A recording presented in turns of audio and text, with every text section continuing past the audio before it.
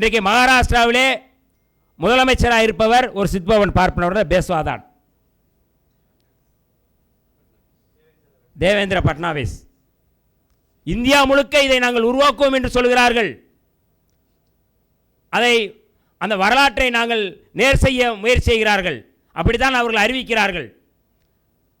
அதை தடுத்து நிறுத்த வேண்டிய பொறுப்பு யாருக்கு இருக்கிறதோ இல்லையோ விடுதலை சிறுத்தைகளுக்கு இருக்கிறது என்கின்ற அடிப்படையில் தான் இன்றைக்கு நாம் இந்த ஆதிக்கத்துக்கு எதிராக நாம் போராடி கொண்டு இருக்கிறோம். எந்த அவதூறுகள் வந்தாலும் அதை பற்றி நாம் கவலைப்பட போவதில்லை. இன்றைக்கு தமிழீழ தேசிய களத்தில், விடுதலை களத்திலும் சரி, சாதி ஒழிப்பு களத்திலும் சரி, மிக நுட்பமாக ஒரு அரசியல்படுத்தப்பட்ட இளைஞர்களை, அரசியல்படுத்தப்பட்ட சமூகமாக தமிழ் சமூகத்தை மாற்றி வருகிறார்கள் நம்முடைய தலைவர் எழுச்சி தமிழர் தொல்காப்பியன் திருமாவளவன் அவர்கள். அவர் பாதுகாக்கப்பட வேண்டும். அந்த அரசியலை நாம் முன்னெடுக்க வேண்டிய தேவை இருக்கின்றது.